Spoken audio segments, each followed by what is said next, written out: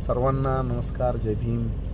काल ABP माझा या न्यूज चॅनलवर महाराष्ट्रातल्या लोकसभा निवडणुका संदर्भात आगामी निवडणुका महाराष्ट्रातली महाविकास आघाडी ही कशी लढणार याचे 2 फॉर्म्युले काल TV9 आणि ABP माझा या चॅनलवर दाखवण्यात आले, अशी बातमी प्रचारित करण्यात येत आहे।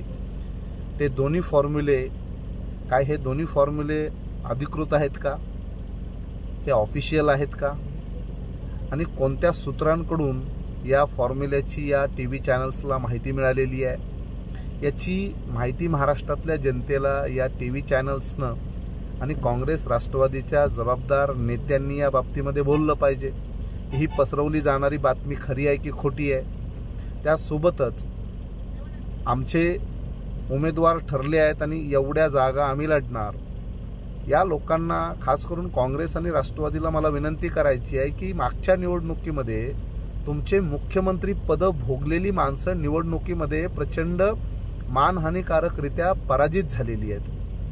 मुख्यमंत्री पद भोगलेली, कॅबिनेट मंत्री पद भोगलेली, 10-10, 20-20 वर्ष जी मंत्री राहिलेली माणसं आहेत, अशी ताकदवर माणसं सुद्धा मागच्या निवडणुकीमध्ये प्रचंड सपाटून हारलेली आहेत। आणि तरीसुद्धा काँग्रेस राष्ट्रवादी असं घोषित करते की आम्ही एवढ्या जागा लढणार, 15 जागा लढणार, 16 जागा लढणार, 20 जागा लढणार। या ज्या जागा लढण्याच्या ज्या घोषणा केल्या जातात, खरं सांगा तुमच्याकडे उमेदवार आहेत का? जर तुमचे मुख्यमंत्री पदाचे उमेदवार निवडणुकीमध्ये मानहानिकारक पराजित झाले असतील तर तुम्ही उमेदवार आहेत असं जे बोलता हे कितपत सत्य आहे?